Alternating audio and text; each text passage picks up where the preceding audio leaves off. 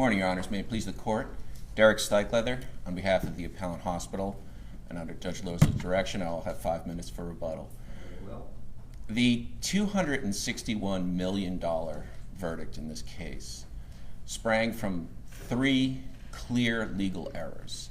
And if I could take about 90 seconds to give an overview of what those errors were and why they denied the hospital a fair trial, I'd say first, the plaintiffs were allowed to accuse the hospital of causing the suicide of a patient's mother 3 months after the mother had last set foot in the hospital. Second, the plaintiffs were also allowed, without any competent evidence to prove any of the elements of insurance fraud, to repeatedly accuse the hospital of engaging in fraud, lying and stealing from the family that sought care at the hospital.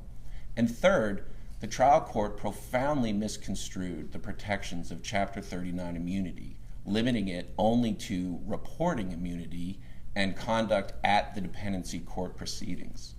These 3 major errors set the stage for wild allegations that this is a hospital that kidnapped and tortured a little girl in order to kill her mother.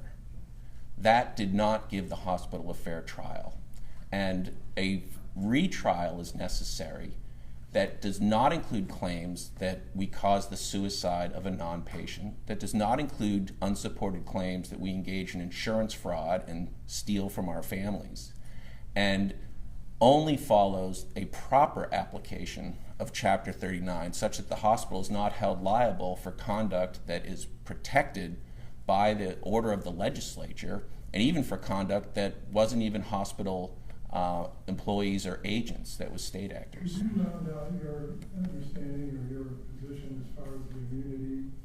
Obviously, you feel that it's too narrowly, the statute's too narrowly construed. How would you view the immunity that the hospital arguably is entitled to? The immunity first expressly covers any act authorized by Chapter 39. I think that's the first important point because the judge said it covers reporting.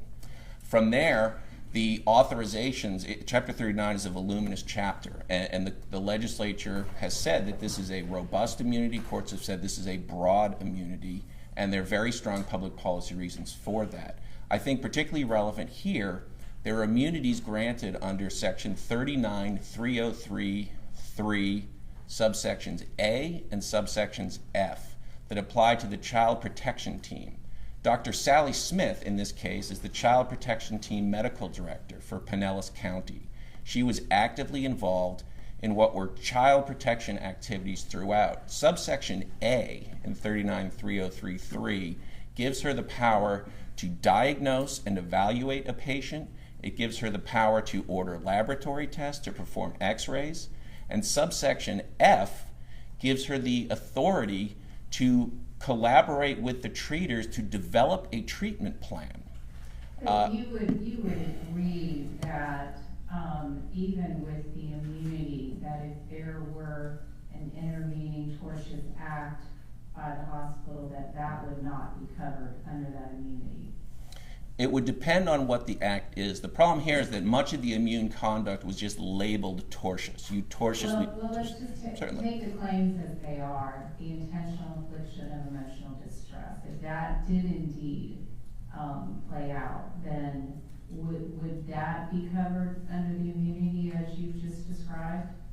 I think a true case of intentional infliction of emotional distress would not. And I think what your question's getting at is this an absolute immunity? If a child is being protected, anything goes, and that is not the position of the hospital. It is certainly possible that intentional torts can be inflicted upon someone and there would be accountability. I think a good example on the medical malpractice side was that if a patient had appendicitis and Dr. Sally Smith performed an appendectomy, because she's skilled as a surgeon, and this is hypothetical, of course, but if she performed an appendectomy and botched it, you could bring a medical malpractice case saying, well, that's not child protection activity. But what the hospital was held to account for here was Dr. Sally Smith is going around and asking questions, and she's rude, and she's weird, and she's got this raspy cigarette voice, and I'm trying to clean up my child, and she's asking me all these questions that don't really seem related to what we're there for. That's core investigative child protection activity. Well, let's go, can we go to the intentional infliction of emotional distress claim by the estate? Yes. Okay. There's the case of Nelson, which I'm sure you're familiar with, because you're relying on it for the intervening cause of the suicide, that would absolve any liability by the hospital.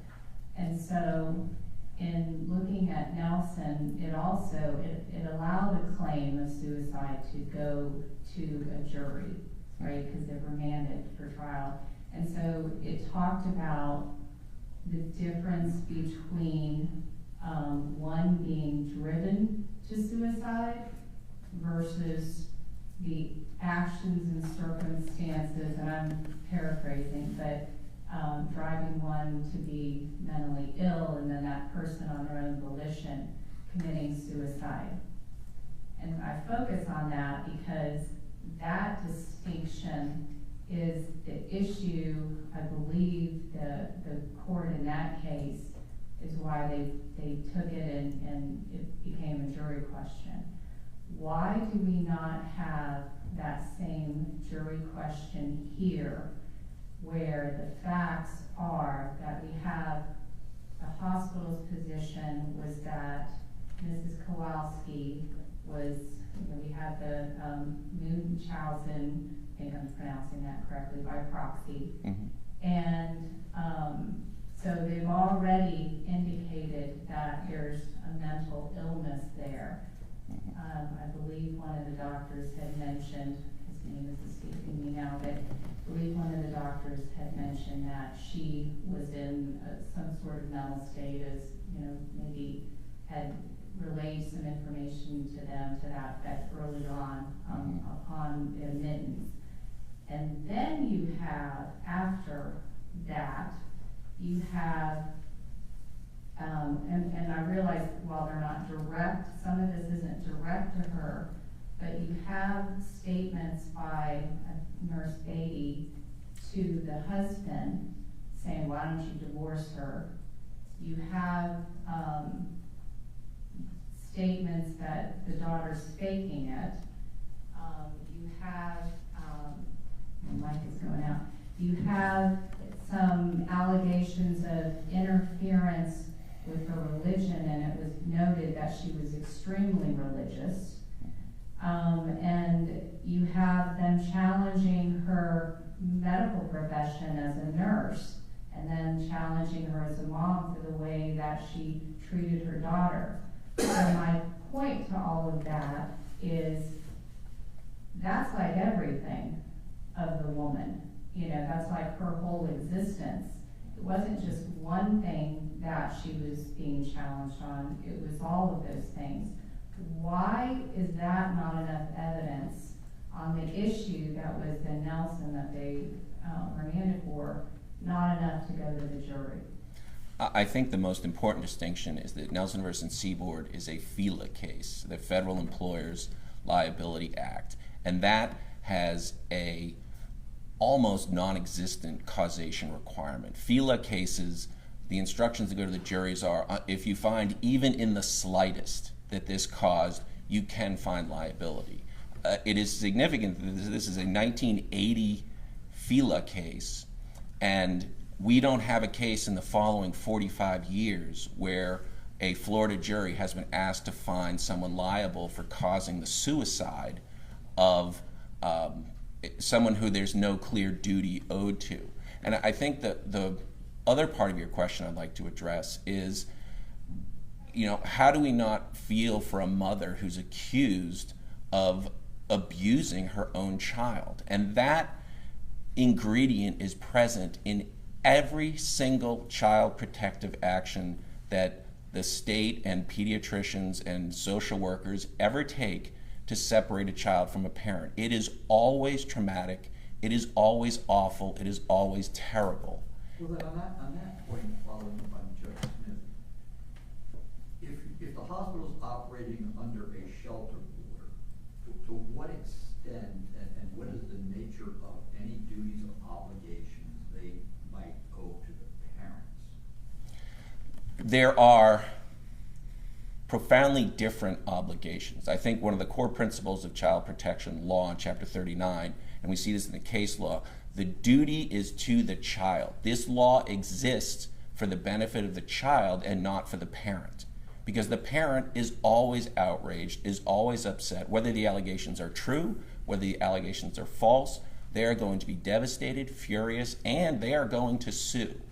And because of that, we have a history of healthcare providers who are very chastened, very nervous to get involved, because the entire history of child protection legislation since 1963 in Florida has been, you need to get involved, and when you do, you will be protected from litigation. But don't you have to balance that with a parent's, when you're talking about a minor, 10-year-old minor, don't you have to balance that with the parent's rights that they have with the hospital? I mean, they're the parents of the minor child who's a patient in the hospital, and can't those coexist?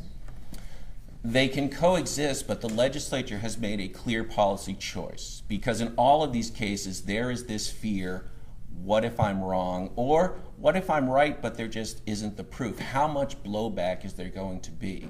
And the history of these cases across the country is there is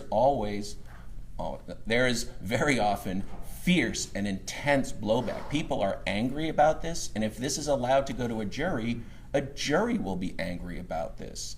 And the testimony at trial amounted to, if you're going to accuse someone of child abuse, you had better be right.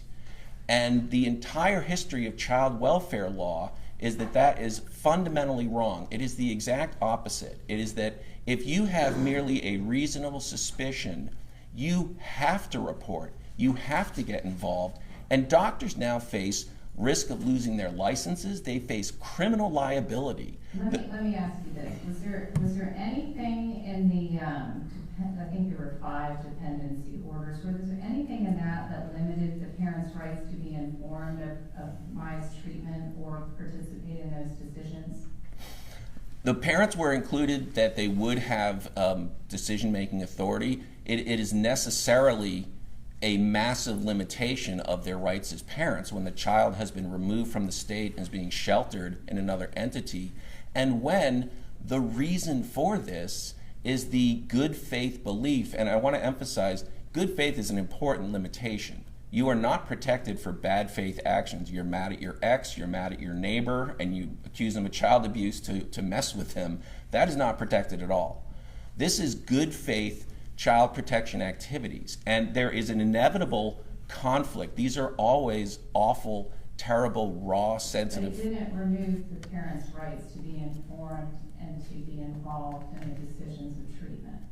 Certainly not as an absolute matter, but there is, for instance, when they want to do video monitoring, they want to have the child in a room for 2 days to monitor without her knowledge, just to see, because they're repeated from the immediate outset, vast discrepancies between what they're reporting she can and cannot do and what they're observing with their own eyes. And that was something that I believe through the testimony was approved through risk management? Yes, an assistant risk manager approved of that. And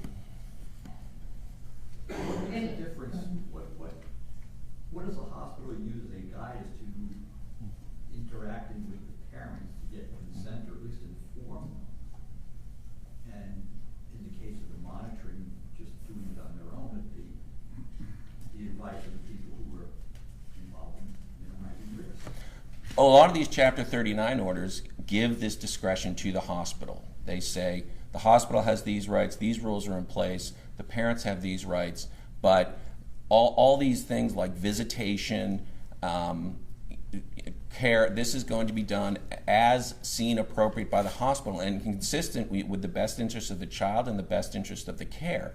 When the theory of the case, the theory of the detention is the mother may kill this child.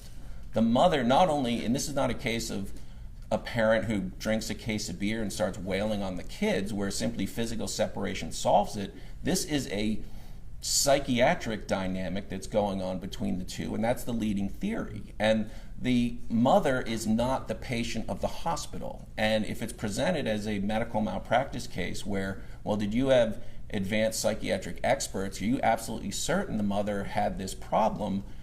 That cannot be the standard. The hospital has to have I'm trying to get my arms around this. How is it in the best interest of the child to videotape her to prove their theory when the risk was that if she was incapable of getting out of bed, they would rather her fall to prove that the mom was right, or to prove that she actually was a victim of Munchausen by proxy? No, there's no desire to create a fall or anything like that. And that among all the conspiracy theories, that has not been suggested that they wanted the child to fall. The idea was there is necessary for medical and for child abuse investigatory reasons to find out why is there this very strange, immediately apparent discrepancy between what they say the child can do and what she does right in front of their own eyes. There is a vast difference in her behavior from when the mother is in the room from when the mother leaves the room.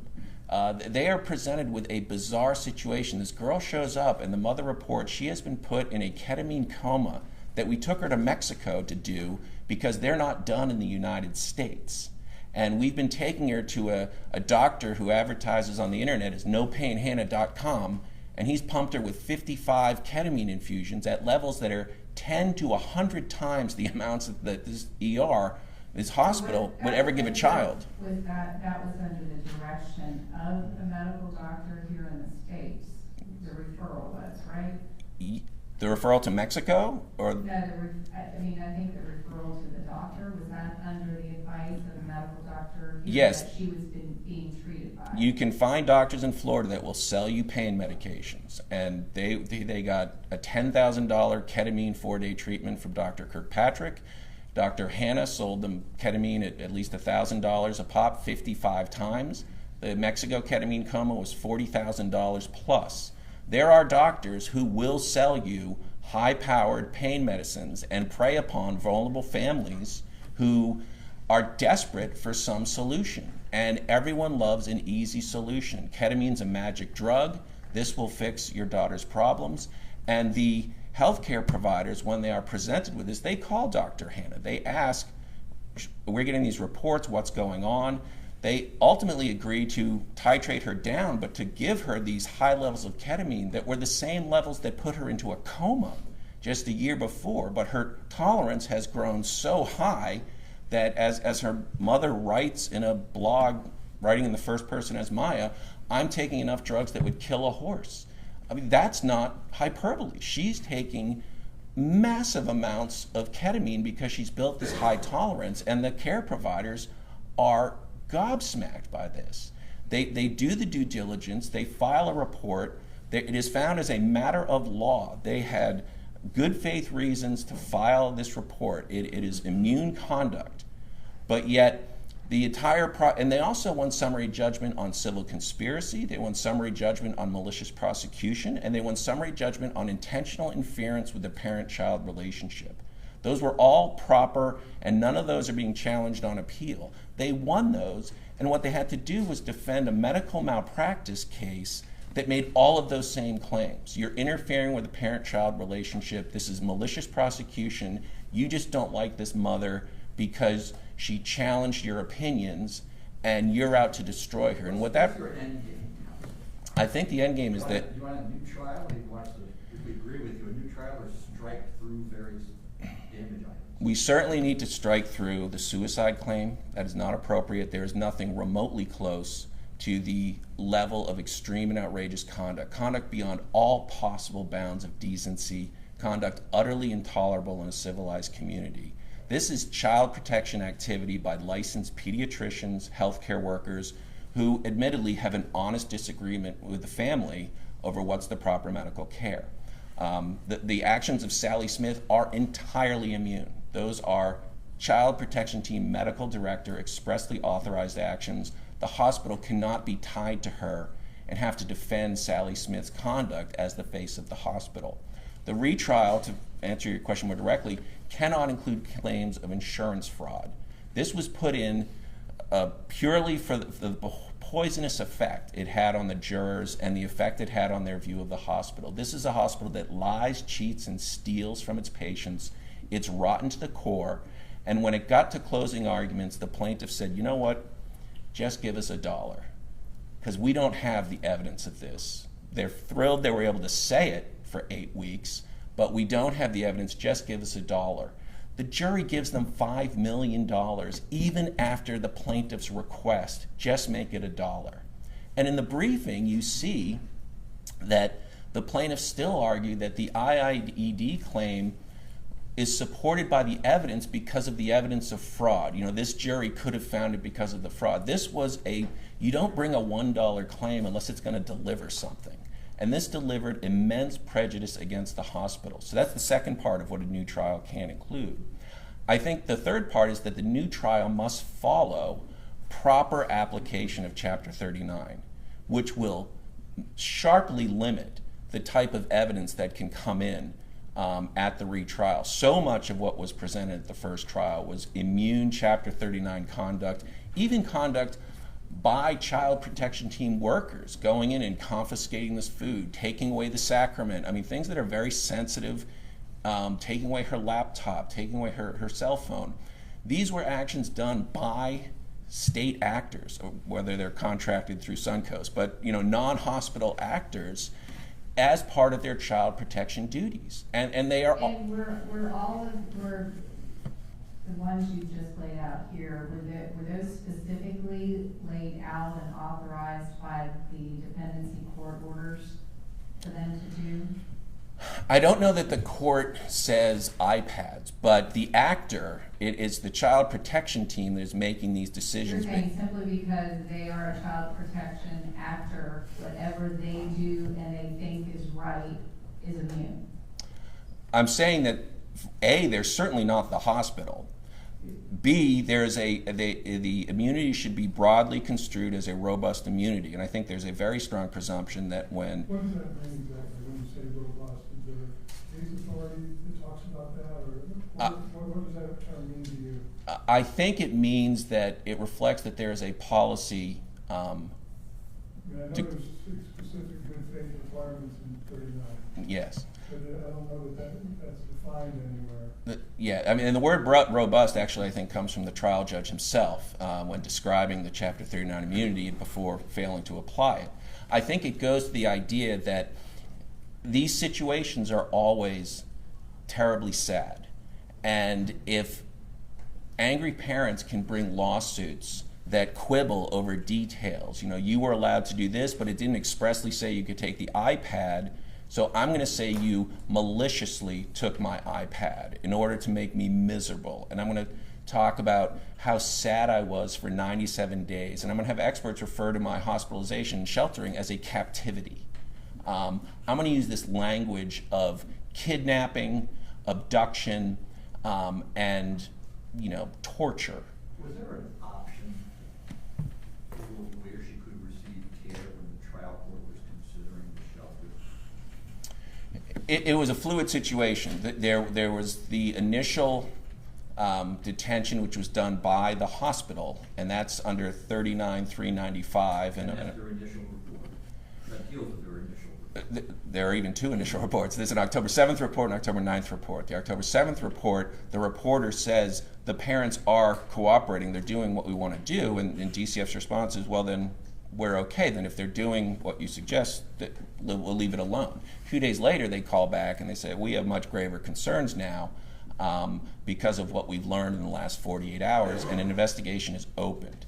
That point creates enormous protection and immunity for all of the good faith child protection activities. Again, if you're operating in bad faith, that's an entirely different matter and you're not protected. But good faith child protection activities must be broadly protected, because if someone is on a 91-day sheltering, 24 hours a day, for months on end, who is able to get, just through testimony, someone said this, I didn't like the look on her face when I was talking to my mother. I mean, they go to trial over facial expressions. I didn't like Kathy Beatty made bad faces when I was talking to my mother. And when they're saying she also constantly interrupted when my mother and I would stop speaking English and began speaking in Polish. Well, that's in the order. You know, you've limited, they're worried about the psychiatric dynamic and the pressure being put on the child by the mother, and a clear stipulation is, or not stipulation, a clear part of the order is, you know, these are going to be monitored calls, and of course they have to be in English. If you switch to a language that the monitor doesn't know, you're no longer monitored. Can you clear up something for me related to the false imprisonment? At what point in time between the first report in October 7th and the next one, when did the Kowalskis ask to leave the hospital? It's not entirely clear. It's not to me either. Yes, and I've spent a lot of time on this, and I can't delineate exactly when and where. There is the testimony, we were threatened, we'd be arrested, in the light most favorable, we have to go with the assumption that they did detain the child. I can't identify what day, what time that happened. But there's also, throughout the medical records, repeated references to extensive communication, family meetings, and consent. They agree to placing the nasogastric tube. They agree to a colonoscopy. And they later agreed to stay at the hospital. Yes. At some point in time. I guess my next question to follow up on this is, were they forced to stay? Because there's some allegations here that they would only leave if the hospital would remove the Munchausen by proxy with syndrome from the records. So let me interrupt that. In fact, we do want you to answer the question, but you're in your rebuttal time.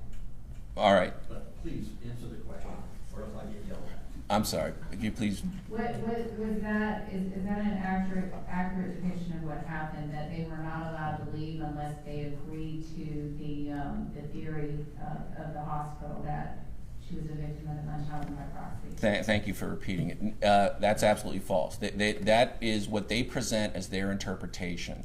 The medical record is prepared. The hospital wants to transfer them to Nemours. The family wants to go to Nemours. But the mother's intent, I want a clonidine pump that is inserted into her spine that provides these massive painkillers.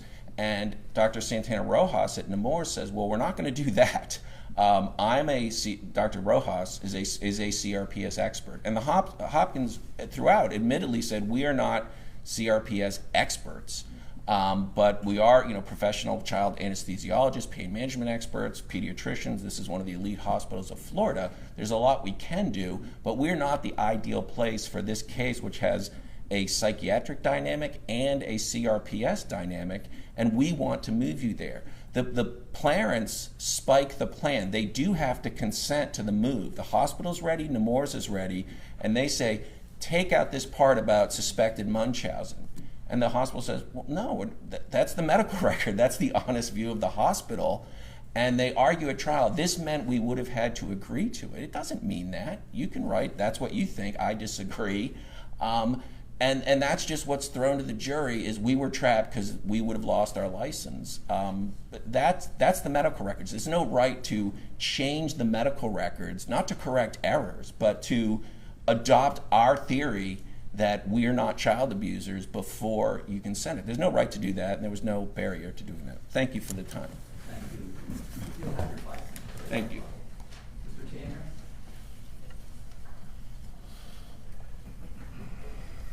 Tanner? Good morning, Your Honors.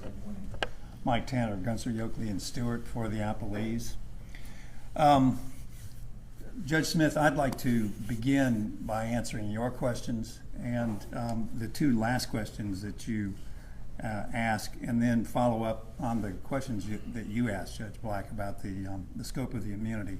But I would like to start out with your last question on on when the Kowalskis were told they couldn't leave the hospital. And you heard my colleague say that it's not clear. It's actually very clear. It's at page 3208 of the transcript.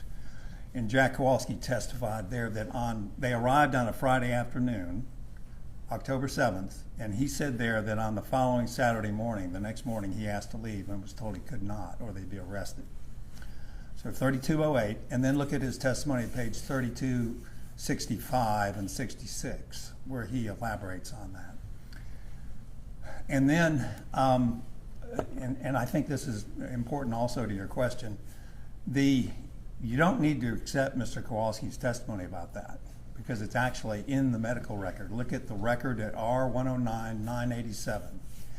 And that is a record by Dr. Voss that was done in the early morning hours of the following Tuesday, after she'd had a conversation with Beata Kowalski that evening, in which Beata said, we want to take Maya out of here tomorrow morning, Tuesday morning would have been the 11th, to take her to an appointment with Dr. Hannah, one of her treating physicians.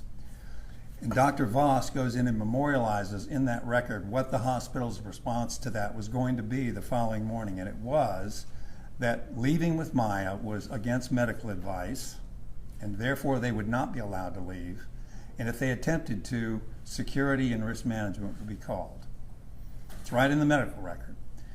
And the documents that counsel referred to that show that purportedly the Kowalskis agreed to stay at the hospital, those are all cited at page 13 of their initial brief. I commend those to you. I want you to read those, because what those actually show is that those are all dated the 12th or the 13th, after they'd been told what they were told and memorialized in the record on the 11th. What those show is that the Kowalskis are attempting to accommodate themselves and get along as best they can in the circumstances they find themselves in. And they're agreeing to do some things the hospital is suggesting and disagreeing with other things. But at no point is there anything in the record where they agreed that they would stay there and that that's something they wanted to do. And I just wanted to start off with that. And I will add this as well. I think what you heard this morning was very much like their brief.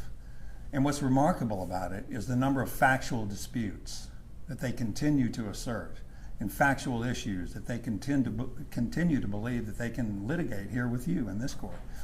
They dispute, for example, that ketamine was efficacious for Maya. They dispute, as you heard just a few minutes ago, that they told the Kowalskis they couldn't leave the hospital. They dispute that they put Maya in the room to video her and that she soiled herself. They dispute that still. They say that it was for medical treatment, yet it wasn't in the medical file. Counsel said to you this morning that there was an assistant risk manager approved putting her in there. Well, it wasn't an assistant risk manager, it was the risk management department. And we have documents in the file we gave you that show the very senior people at the hospital who were involved in the risk management department. So I wanted to kind of start off with that to give you a flavor of what we perceive as a very, very factual kind of presentation in the brief and here this morning. And all those issues were submitted to the jury. And the jury found against them on those issues. And yet they want to litigate them again here in this court. So Judge Black, and Judge Smith, you asked this question too as a follow-up, on what is the scope of the immunity. And I listened very carefully to my colleague here in answer to your question, Judge Smith. Well, what about tortious conduct? Would that be immune? And I think I got a concession that it would be in theory, but then what was that? We have torts here. That is, the jury found torts in this case, and yet we don't have a concession that those torts would be subject to the immunity. We have some other torts, I suppose, that would be. But if you go through their brief, I think the residual point is this. They contend that everything that followed in time from the act of reporting should be immune. They don't say it that way, but if you read their brief closely, look at pages 24 and 25 of their reply brief. I think it becomes clear there. Everything after the act of reporting, they say should be immune. It would be good faith sheltering in their words. So there are two reasons why that's wrong here in this case in particular, but generally. And the trial judge, I think, drew the line very correctly and very carefully between the immune and the unimmune. It's wrong because the statute that we're talking about, and it's 39-203-1A, immunizes certain types of conduct. It immunizes reporting And the trial judge gave them that. And counsel here said today that they won a certain number of claims. I want to make sure we are talking about who won those. The hospital won those. The the malicious prosecution, the abuse of process, the negligent infliction claims, the interference with parent-child custodial claims, all of those were tossed out by the trial judge on Chapter 39 grounds. So they won those claims, not the plaintiffs. But the trial judge correctly ruled that the things that are immune are the claims and the liability that logically follow from the act by reason of reporting. And so he eliminated all those claims I just described. But then he went on and assessed the remainder of the claims under the remaining language of Section A, which they ignore. And we're asking you and believe that you should apply the full language of the statute. And the remaining language in Section A, and Judge Black, this particularly goes to your question, I think. Section A immunizes reporting, but it then also immunizes conduct that is authorized or required by Chapter 39 and undertaken in good faith. And Your Honors, there's no such thing as a good faith tort, especially a good faith intentional tort. And nor is anywhere in Chapter 39 tortious activity authorized or required. And so that was the trial judge's analysis, which we suggest was correct. He looked at the nature of the conduct and decided if it's tortious and it's not clearly required or authorized by Chapter 39, then it would be an issue to go to the jury in answer to one of your questions, Judge Smith. So, so that's partly why they want to exceed the statute or ask you to exceed the statute when they ask for what would essentially be blanket immunity. But the other problem is this. They ignore Section 1B, which goes on to say that any person, which would include a healthcare provider that itself abuses children, is not subject or does not get immunity for any of that. And the trial judge ruled that this kind of conduct, based on the allegations, would fall squarely under that.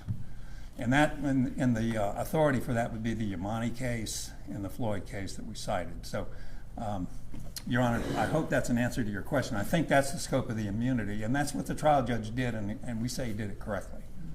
Yes, sir. So, Judge Smith, I do want to also address your question on Nelson. And I think you summarized quite well all the conduct that we laid out in our brief on the application of that case to the IIED claim. Two things I would just say about Nelson. In their brief, they predicted that there would be this avalanche of litigation if suicide causation claims were allowed in the state of Florida. Well, that hasn't occurred. Nelson was 43 years ago, and there's been no avalanche of litigation. And I think the trial judge correctly ruled that under Nelson and under the Tate case, which is cited and is the basis of the Nelson ruling, that his jury instruction was absolutely correct, where he gave it a two-prong instruction of the substantial factor, which comes right out of Tate, and also the uncontrollable impulse, which comes right out of Nelson. So you would be following the first district if you applied that analysis and affirmed the trial judge on that instruction. And I will say this as well. Counsel said it again, they said it in their brief, that, well, Nelson is an outlier, and also it's based on FELA principles. I think if you read the case, you'll see it's not based on FELA principles. Tate, which it relies heavily on, is a common law case, relies on majority jurisdiction, American civil trial tort principles. And then Judge LaRose, I do want to get to one of your questions. I'm sorry it took me a while to get there. But you ask, what are the duties of the parents under the shelter orders? And I think it's important. Specifically, what was the hospital's duties? Yes, sir. What were the hospital's duties under there? And the trial judge, at the request of the hospital, gave an extensive instruction on that to the jury. And one of them was, Judge Smith, this goes to one of your questions too, the parents were permitted to participate and be consulted on medical decisions regarding Maya. That's right in the order. But the other terms of the orders were that the parents were to have communication with Maya. They were to be allowed to have certain types of visitation with her. The husband and, the father and the brother were allowed communication. The mother was allowed telephone communication at first. Later that was expanded to allow FaceTime. And they were allowed written communication with her. So, and as we said in our brief, the hospital's refusal or failure to carry those out was part of what we contended was the part of the IIED claims. And those come right out of the shelter order requirements.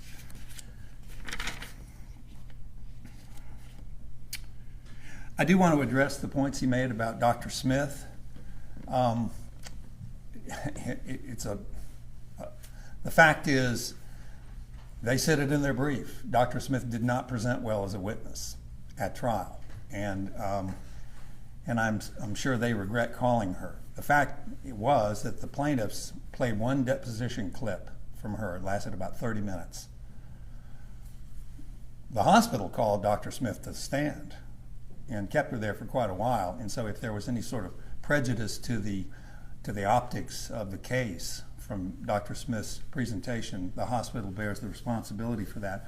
But I think it's important to remember also that Dr. Smith's and her apparent agency was an issue in one claim out of all of these, and that was the medical negligence claim.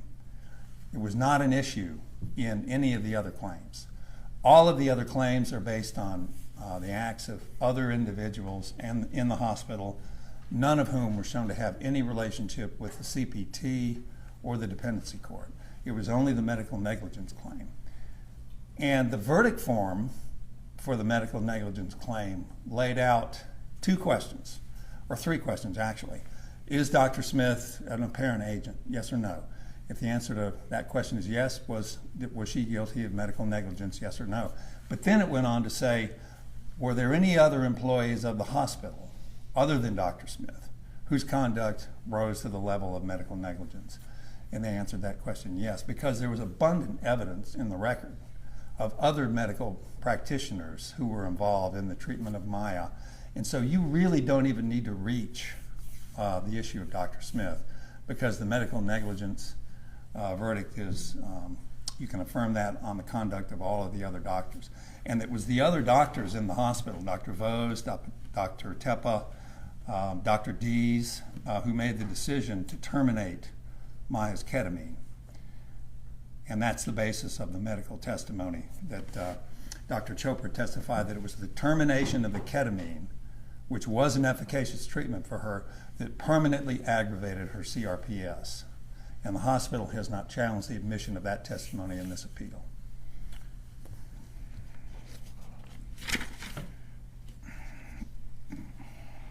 And I also would like to, on a related point to what was going on in the hospital would like to give you the impression that everything that was being done to Maya, what she could see, where she could go, who could see her, who she could talk to, all of that was being controlled on a very granular level by the DCF. I want you to read the testimony of Catherine Beatty at pages 3962 through 3970 and 4000 through 4004, because she was very clear there about what it was that Johns Hopkins was dictating, what their discretion was, the decisions they were making through the risk management department versus DCF. And so it's a significant exaggeration to say that DCF was involved in the details of what Maya could do, the scheduling of phone calls, whether she kept her bathroom door open. That was all done by the hospital.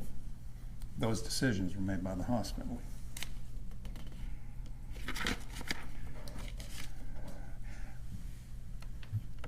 I think I've answered most of the questions, if not all of them, that you asked. Are there any other questions you would like to ask me at this point? Because there's one final point I would like to make, but I want to answer your questions first.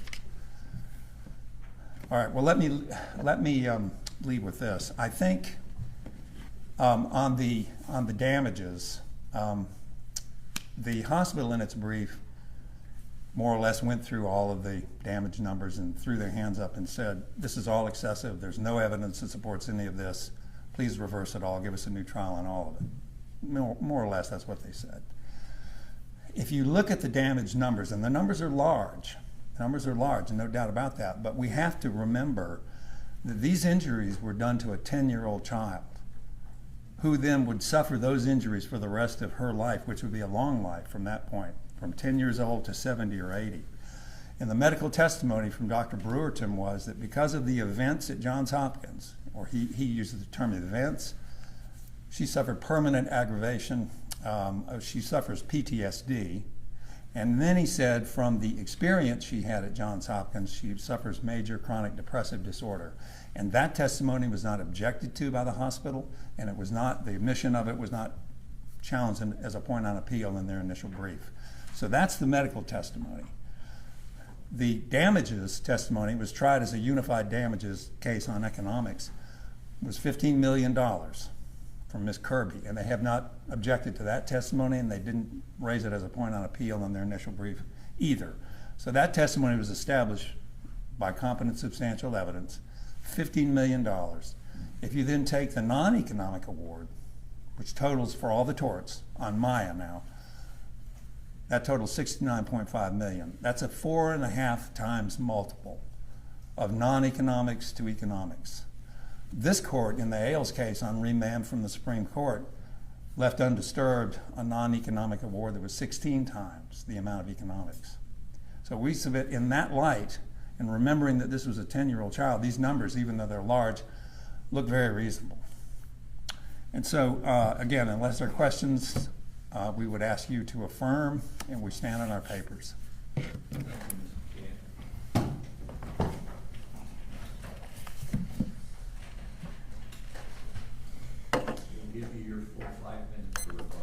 Thank you, Your Honor. I want to emphasize that there is a difference between the evidence and the reasonable inferences that can be drawn from the evidence versus rhetorical expansion. And a lot of this case deals with, and something like ketamine efficacy. What are the reasonable, what is the evidence of ketamine efficacy? Maya Kowalski showed up at this hospital having not just been put in a ketamine coma that had her at, and in the sciences, it's milligrams per kilogram per hour. But that coma in Mexico was at the rate of 3 milligrams, 4 milligrams, 5, 6, and 7 for the 5 days, because tolerance builds. The day before she arrived at Hopkins, she was infused at 24 milligrams per kilogram per hour. And the doctor treating her said, "I'm out. I have failed to treat her.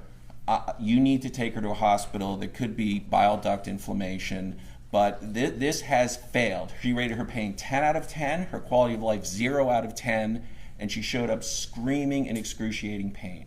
Her testimony is that my lesions were returning.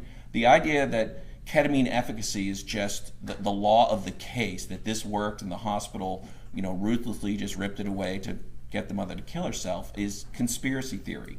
The evidence, and there's a conspicuous failure to specify what is the extreme and outrageous conduct. I hope the panel is unanimous that there's certainly not extreme and outrageous conduct that is clearly directed at the mother to get her to commit suicide 3 months after she last left the hospital. But things are thrown in there. Maya is asked on the stand, "Oh, did you have conversations during the last 10 days? Did they cut you off?" And she said, "Oh, I didn't even know I had that right."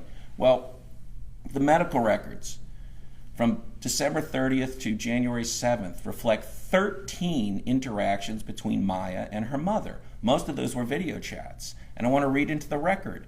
If you look at the record at 108-560, at 111-906 to 910, at 111-915 to 916, at 112-602 through 611.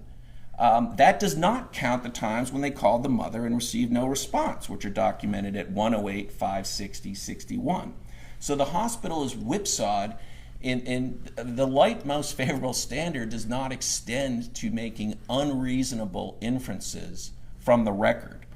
Now, they say that risk management made these decisions, and they presented a chart, an org chart, that says throughout the hierarchy, these are all connected, therefore risk managers are very senior, And you can attribute that. Well, Dominguez versus Florida Power and Light says for punitive damages, you need actions from the equivalent of the president or the primary owner of the company.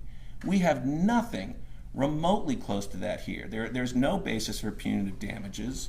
And the awards that they're trying to make sound reasonable, there was a battery claim for this social worker who was a grandmother hugging this child when she was crying and upset, and putting the child on her lap, and then she kissed her on the forehead and kissed her on the cheek. Jury awarded $19 million for those hugs. The allegation wasn't she was screaming in pain and she bear hugged her to torture her. This was acts of affection that the child didn't want. Does that state a cause of action for battery?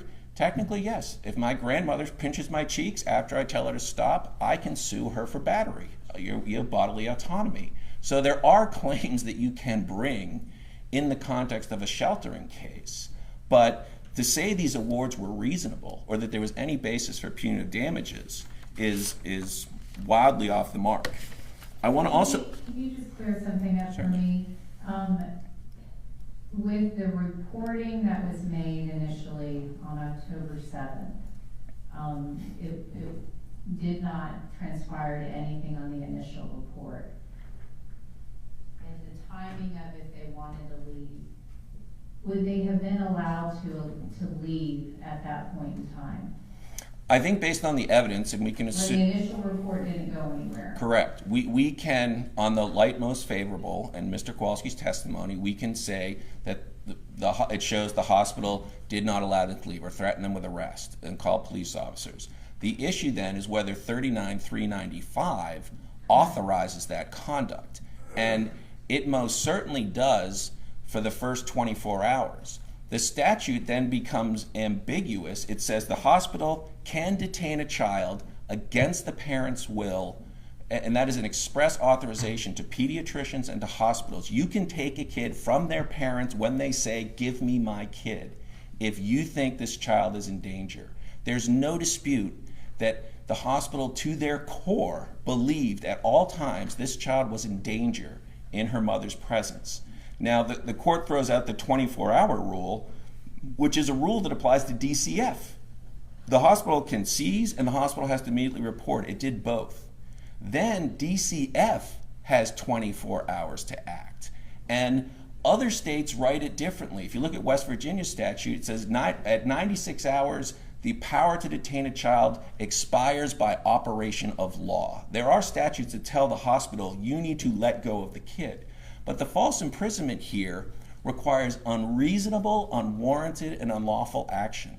And even if the panel sees 395 differently than we do and says, well, that wasn't lawful under 395, it is still reasonable and warranted that when you think this child could die if she goes out the door with this parent, because we are just terrified. And But it was okay for them to be transferred, even though those two reports had been made.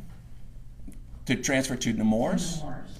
Yes, Nemours. That would have been okay under 39, under the reporting, for them to be able to go to another hospital. Yes. The Nemours was a safe place and had CRPS treatment and psychiatric care. So it checked whatever box. And any sheltering would have transferred with that? Because we're going to a different jurisdiction. I'm just trying to figure out the logistics. They would have to get approval from the dependency court, and I believe that there was no indication that that was not achievable. Yeah, if the parents are in agreement, the hospital's in agreement, I can't imagine if not DCF objected. But one thing I want to direct court to in my waning time is... Counsel, I just wanted to point out you're over your rebuttal time, but wrap it up. If I may, I would commend to the court again the court's January 14th, 2022 order on Chapter 39 immunity. It repeatedly swings and misses on what this immunity is. It expressly and explicitly ties it to reporting and nothing more. That clear error under Special versus West Boca, unless they can show there's no reasonable possibility that that error or the other two errors we've identified affected the outcome, we are entitled to a new trial. And for that reason, the hospital asked for a new trial that does not include the suicide claims or the fraud claims, and properly applies Chapter 39. Thank you so much for your Thank you generosity. very much. Thank you to both of you. Very low argument. Very sad case. Yes. All rise.